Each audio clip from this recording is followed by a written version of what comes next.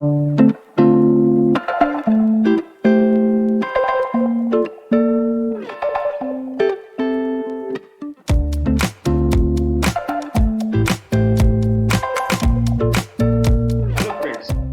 To mathematics world doctor Sonen Gupta online maths class. Dear friends, आपने previous lecture देखा था किस प्रकार से मैंने आपको रोलेस थ्योरम के बारे में बताया था, जिसमें मैंने अराउंड 5 क्वेश्चन आपको सॉल्व करवाए थे, साथ में कुछ आपको प्रैक्टिस प्रॉब्लम दिए थे। आज हम बात करेंगे लैग्रेंज मीन वैल्यू थ्योरम के बारे में। तो डियर फ्रेंड्स, अगर आपने मेरा चैनल को सब्सक्राइब नहीं किया हुआ है, चैनल को सब्सक्राइब कर लो, बेल आइकन को प्रेस कर लो, जिससे कि आपको फर्दर नोटिफिकेशन मिलता रहे। तो लैग्रेंज मीन वैल्यू थ्योरम में अगर आपने मेरी वेबसाइट विजिट नहीं की है तो वेबसाइट को विजिट कर लीजिए www.sonendgupta.blogspot.com और www.sonendgupta.com। इन वेबसाइट पे विजिट करने से आपको बेनिफिट ये मिलेगा कि आपको प्रीवियस सेमेस्टर के आरजी के पेपर के सॉल्यूशन में आपको फुल लेंथ सॉल्यूशन मिलेंगे। आज हमारे पास कोर्स कंटेंट हमारे पास होगा concept of continuous function, concept of differentiability, definition of the Lagrange mean value theorem और साथ में इसका हम डेरिवेशन भी यहाँ पे सॉल्व करना सिखाएंगे और उसके बाद कुछ प्रॉब्लम सॉल्व करना सीखेंगे और उसके बाद आपको देंगे हम प्रैक्टिस प्रॉब्लम। तो आइए देखें कंटीन्यूअस फंक्शन क्या होते हैं हमारे पास। Continuous function at point x equal to a, a function f of x is said to be continuous at x equal to a if the right hand limit is exists, that is f of a plus 0 is exist, left hand limit is exist, that is f of a minus 0 is exist, and both the right hand limit and the left hand limits are equal to the function value. That means f of a plus 0 equal to f of a minus 0 and equal to the f of a. Next हम बात करेंगे what is the meaning of the differentiability of the function. तो देखिए हम a function f of x is said to be differentiable at x equal to a if the right hand derivative exists, that is r f dash of a exists, where r f dash of a equal to limit h tend to 0 f of a plus h minus f of a upon of h, where h is greater than 0. Number 2 is its left hand derivative exists, that is l f dash of a exists, where l f dash of a equal to limit h tends to a f of a minus h minus f of a upon of minus of h, where h greater than 0. ध्यान आपको ये रखना है कि जब हम right hand derivative की बात कर रहे हैं तो यहाँ पर हमारे पास डिनोमिनेटर के अंदर प्लस h होगा, जबकि हम लेफ्ट हैंड डेरिवेटिव की बात कर रहे हैं तो ऐसी कंडीशन में आपका माइनस h होगा। ये दोनों ही डेरिवेटिव आपस में इक्वल होना चाहिए, तभी हम बोलेंगे कि हमारा फंक्शन डिफरेंशिएबल है। आइए अब नेक्स्ट हम बात करते हैं there are some properties of the continuous and differentiable function.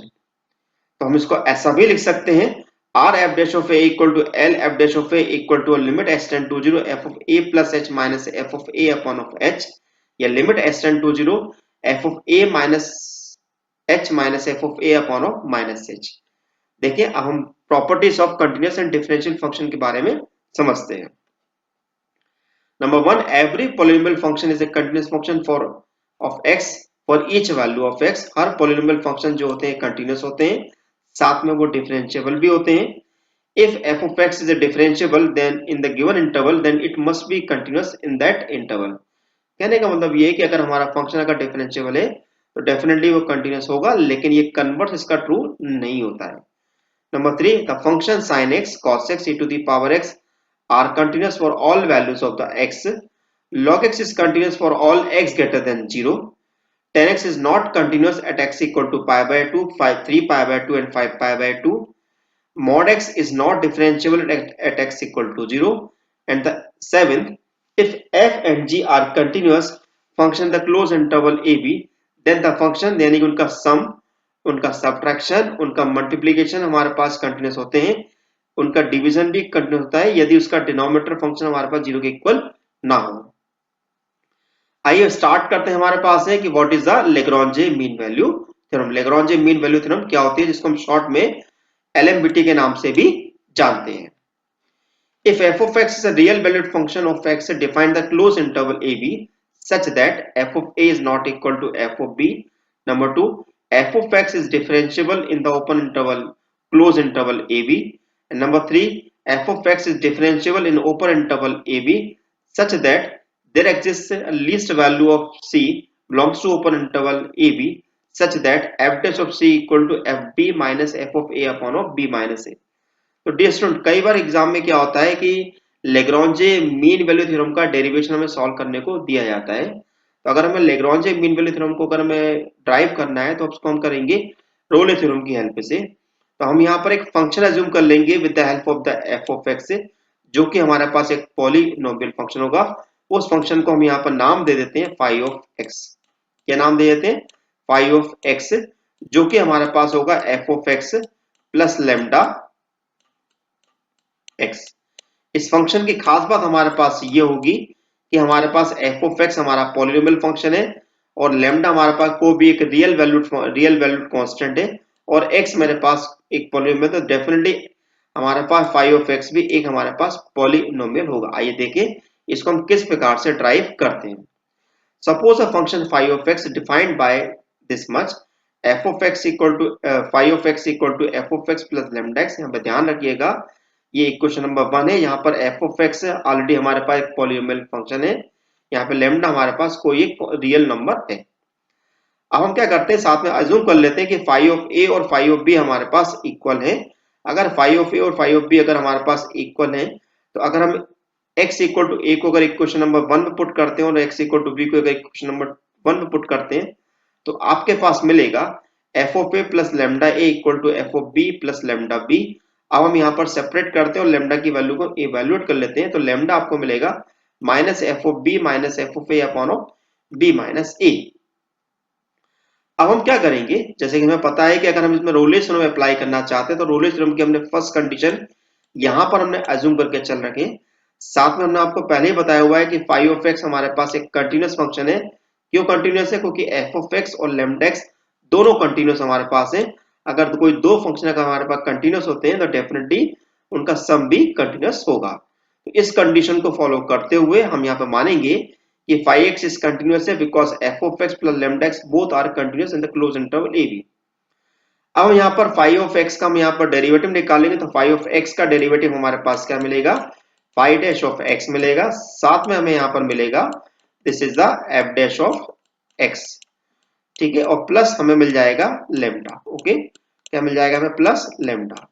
Now हमारे पास सेकेंड पॉइंट हमारे पास होगा phi of x is differentiable in open interval AB because phi of x is polynomial function in the open interval AB. Then phi of A equal to phi of B. Therefore, by the Rolle theorem, phi of x satisfies all the three conditions of the Rolle theorem for closed interval AB. Then there exists one real value of C belongs to open interval AB such that phi dash of C equal to 0. अब हमारे पास phi of x क्या था? phi of x हमारे पास था phi dash of x हमारे पास था this is the f dash of x and plus lambda. Okay, अब इस वैल्यू को हम यहाँ पर रख देते हैं तो आपके पास मिलेगा f dash of c plus lambda equal to 0। That means f dash of c equal to मिल जाएगा माइनस लेमडा। इस लेमडा की वैल्यू को हम इक्वेशन नंबर 2 से हम यहाँ पर सब्स्टिट्यूट कर देंगे तो आपको मिलेगा f dash of c equal to f of b minus f of a upon of b minus a। तो हमने देखा कि किस प्रकार से हमें जब लेग्रांजे मीन वैल्यू थ्योरम अगर हमें वेरीफाई करनी है तो हम रोले थ्योरम की हेल्प से इसको वेरीफाई करते हैं। एक बात का ध्यान रखिएगा, जिस प्रकार से हमने रोले थ्योरम में देखा था कि अगर हमारे पास 3 कंडीशन से कोई भी एक भी कंडीशन अगर फुलफिल नहीं होती है तो आपका रोले थ्योरम फेल होता है। सेम इसी प्रकार से आपका लेग्रांजे मीन वैल्यू थ्योरम भी हमारे पास फेल हो जाएगा यदि उसमें से हमारे पास 3 कंडीशन में से कोई एक कंडीशन भी सेटिस्फाई नहीं होगी।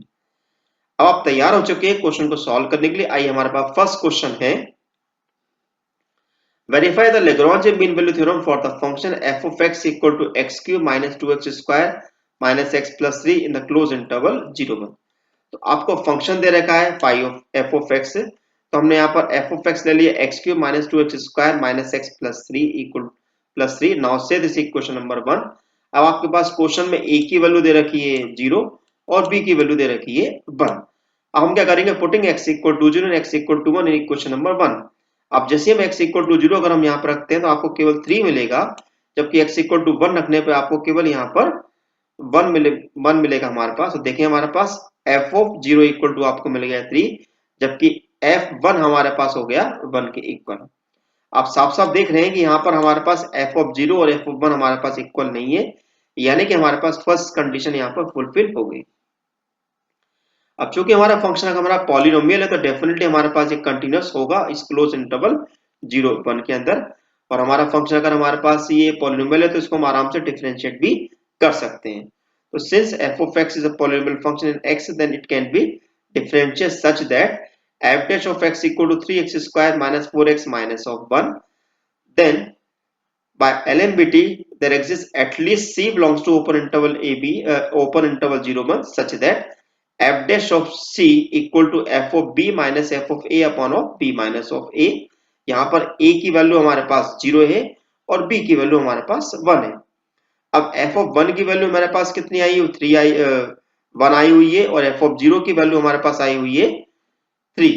इन वैल्यूज को हम यहाँ पर रख देते हैं तो आपके पास मिलेगा this is 3c square minus 4c minus 1 equal to 1 minus 3 upon 1 minus 0। 1 minus 3 upon 1 minus 0 करेंगे तो माइनस 2 मिलेगा। इस माइनस 2 को अगर हम यहाँ पर लेके आ जाएंगे तो आपको हो जाएगा ये प्लस 1, यानी कि आपको होगा 3c square minus 4c plus 1 equal to 0। अब यहाँ पर इसको हम फैक्टराइज करने के लिए, इसको हम फैक्टर बनाने के लिए इसको इस तरह से ब्रेक कर सकते हैं 3c square minus 3c minus c plus 1। आप देखेंगे फर्स्ट टू टर्म में से आपका माइनस 3c कॉमन निकल रहा है और लास्ट टू टर्म में से आपका माइनस साइन कॉमन निकल रहा है, तो हम यहाँ पर लिख सकते हैं 3c minus 1 c minus 1 equal to 0। अब यहाँ पर आपको c की दो वैल्यू मिल रही है, एक c इक्वल टू आपको 1 मिल रहा है और एक c इक्वल टू आपको 1/3 मिल रहा है। डेफिनेटली हम देख रहे हैं कि जब 1 जो है आपका ओपन इंटरवल में लाई नहीं कर पाएगा तो आपके लैग्रांज मीन वैल्यू थ्योरम जो है 1/3 के लिए वेरीफाई होगी। ओके, तो इस प्रकार से हम यहाँ पर लैग्रांज मीन वैल्यू थ्योरम को हम वेरीफाई कर सकते हैं। आइए एक क्वेश्चन और समझते हैं जिससे कि आपको और बेहतर तरीके समझ में आएगा कि लैग्रांज थ्योरम को किस प्रकार से अप्लाई किया जाता है। क्वेश्चन नंबर 2 है verify the Lagrange mean value theorem for the function f of x equal to 2x square minus 10x plus 29 for the close interval 2 1। तो सबसे पहले हमने अपना फंक्शन को लिख लिया। अब फंक्शन को लिखने के बाद इसको इक्वेशन नंबर 1 लिख दिया हमने। देन उसके बाद हमारे पास x a की वैल्यू हो गई 2 और b की वैल्यू हो गई 7। तो हम यहाँ पुट करेंगे x इक्वल टू 2 और x equal to 7। x equal to अगर हम रखते हैं तो 2 इंटू 2 का स्क्वायर माइनस 10 इंटू 2 प्लस 29, तो ये आपको मिलेगा अराउंड 17। और अगर आप 7 अगर आप रखते हैं तो 7 रखने पर आपको वैल्यू मिल रही है 57। आप आसानी से देख सकते हैं कि हमारे पास f ऑफ 2 और f ऑफ 7 की वैल्यू आपके पास इक्वल नहीं है। तो हम क्या करेंगे कि यहाँ पर लिख दिया हमने f of 2 is not equal to f of 7, जो कि हमारा फंक्शन पॉलिनोमियल है तो डेफिनेटली वो कंटिन्यूअस होगा क्लोज इंटरवल 2 7 के अंदर। हमारा फंक्शन अगर पॉलिनोमियल है तो वो डिफरेंशिएबल भी होगा। तो ऐसी कंडीशन में एलएमबीटी का लॉजिक लगाते हुए हम एक वैल्यू सी लेंगे ओपन इंटरवल 2 7 के अंदर। इस प्रकार से लेंगे कि हमारे पास f dash of x equal to 4x minus 10 होगा, या हम ऐसा बोल सकते हैं कि हमारे पास f dash of c equal to f of 7 minus f of 2 upon of 7 minus 2 होगा। अब f ऑफ 7 की वैल्यू हमारे पास 57 थी और ये हमारे पास 17 थी, तो हमारे पास वैल्यू को हमने यहाँ पर सब्स्टिट्यूट कर दिया। Now this 57 minus 17 divided by 7 minus 2 करेंगे तो ये आपको मिलेगा ऊपर 40 डिवाइडेड बाय 5, यानी कि आपको 8 मिलेगा। इस 8 को अगर हम यहाँ पर लेके आते हैं, यहाँ 10 को यहाँ शिफ्ट करते हैं तो 4c इक्वल टू 18 हो जाएगा। That means c equal to 18 by 4 यानी कि 9 बाय 2, यानी कि आपको 4.5 आपको मिलेगा, जो डेफिनेटली ओपन इंटरवल 2 7 के अंदर बिलोंग करता है। तो इस प्रकार से हम ये कह सकते हैं कि हमारा Lagrange mean value theorem verify हो गया for the function f of x in the close interval 2 7। आइए थर्ड क्वेश्चन हमारे सामने है verify the Lagrange mean value theorem for the function f of x equal to under root x square minus 4 for close interval 2 4। तो सबसे पहले हमने function को हम लिख लेते हैं। नाउ से दिस इक्वेशन नंबर 1। अब इसके बाद हम x इक्वल टू 2 और x इक्वल टू 4 हम सब्स्टिट्यूट करेंगे। x इक्वल 2 रखते हैं तो साफ साफ दिख रहा है कि x इक्वल 2 पे आपको 0 मिलेगा, और यदि हम x इक्वल टू 4 रखेंगे तो 16 माइनस 4 यानी कि √12 मिलेगा। तो आपके पास √12 मिलेगा। साफ साफ दिखाई दे रहा है कि f of 2 और f of 4 आपके पास इक्वल नहीं मिल रहे हैं, तो clearly f of 2 is not equal to f of 4 हो गया। अब देखिए हमारा फंक्शन जो है रूट में लिखा हुआ है, लेकिन अगर इस 2 से लेके 4 के बीच कोई भी वैल्यू इस फंक्शन में रखेंगे तो आपको एक डेफिनेट वैल्यू मिलेगी। तो हम यहाँ पर कह सकते हैं कि हमारा फंक्शन जो है एक कंटिन्यूअस फंक्शन है। सेकेंड पॉइंट, अगर मैं इसको डिफरेंशिएट करता हूं तो अगर मैं इस f डैश x अगर मैं यहां पर निकालता हूं तो f डैश x एक्चुअली मेरे पास क्या मिलेगा, आप देखिएगा this is the 2x upon of 2 under root X square minus 4 मिलेगा। और आप साफ साफ देख सकते हैं कि 2 से 2 मेरा कैंसिलेशन में आ गया। और अगर ओपन इंटरवल 2 से लेके 4 के बीच में कोई भी वैल्यू अगर यहाँ पे रखता हूं तो एक डेफिनेट वैल्यू ही मुझे मिलेगी। तो ऐसी कंडीशन में हम यहाँ पर कह सकते हैं कि हम c belongs to open interval 2 4 है। इस प्रकार से F dash C equal to F of 4 minus F of 2 upon of 4 minus 2 होगा। तो डिफरेंस कहीं पर भी किसी प्रकार का कोई चीज समझ में नहीं आ रही है तो आप लेक्चर के कमेंट बॉक्स में मुझसे पूछ सकते हैं। आपकी क्वेरी जल्द से जल्द सॉल्व करने की कोशिश की जाएगी। अब देखिए एफ ऑफ 4 हमारे पास कितना है, रूट 12 है। एफ ऑफ 2 हमारे पास कितना है, 0 है। और 4 माइनस 2 यानी कि 2 है। यानी कि आपको मिलेगा 2 रूट 3। आप रूट 12 को हम लिख सकते हैं 2 root 3 upon of 2। That mean 2 से 2 हमारे पास कैंसिलेशन में आ जाएगा। तो c upon under root C square minus 4 equal to root 3 हमें मिल जाएगा। तो आई कुछ इस प्रकार से इसको लिखते हैं हम। अब हमारे पास ये वैल्यू मिल चुकी है। हम दोनों तरफ स्क्वायरिंग कर देते हैं, स्क्वायरिंग ऑन बोथ साइड कर देते हैं। तो हमारे पास ये वैल्यू इधर मल्टीप्लाई में आ जाएगी। तो आपको मिल जाएगा C square equal to 3 C square minus 4। इस प्रकार से अब 3c स्क्वायर माइनस 12 होगा। 3c स्क्वायर में c स्क्वायर माइनस होगा तो 2c स्क्वायर होगा। तो 2c स्क्वायर इक्वल टू 12 हो जाएगा। That mean c square equal to हमारे पास 6 मिल जाएगा। यानी कि c equal to plus minus root 6 होगा। लेकिन हमारे पास जो माइनस रूट 6 हमारे पास जो होगा वो ओपन इंटरवल हमारे में लाई नहीं कर पाएगा। तो 2 4 में लाई नहीं करेगा। तो हमारे पास जो c जो होगा वो हमारे पास रूट 6 होगा। यानी कि हमारे पास एक लीस्ट वैल्यू हमारे पास मिल गई है जो कि ओपन इंटरवल 2 4 के अंदर है। इस प्रकार से हम इस फंक्शन में लेग्रांज मीन वैल्यू थ्योरम को अप्लाई कर सकते हैं। आइए फोर्थ क्वेश्चन हमारे पास है, verify the Lagrange mean value theorem for the function f of x equal to x plus 1 upon x for close interval 1/2 to 3। तो सबसे पहले हम अपना फंक्शन लिख लेते हैं। इस क्वेश्चन नंबर 1 मान लेते हैं और x इक्वल टू 1/2 रखेंगे और y x इक्वल टू 3 रखेंगे। x इक्वल टू 1/2 रखेंगे तो आपको मिलेगा 1/2 प्लस 2 यानी कि 5/2 मिल जाएगा आपको। ऐसे हम x इक्वल टू 3 रखेंगे तो 3 देन 1/3 यानी कि 9 यानी कि 10/3 मिल जाएगा आपको। आप साफ साफ देख सकते हैं कि दोनों वैल्यू हमारे पास इक्वल नहीं है। तो हम यहाँ पर कह सकते हैं कि f of 2 is not equal to f of 3।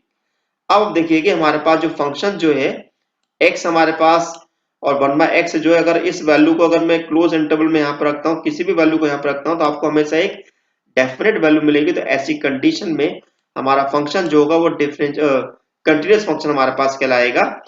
साथ में अगर मैं इसको अगर डिफरेंशिएट कर दूं तो आपको f डैश ऑफ x कितना मिलेगा, यहाँ पर f डैश ऑफ x मिल जाएगा 1 माइनस 1 अपॉन एक्स स्क्वायर।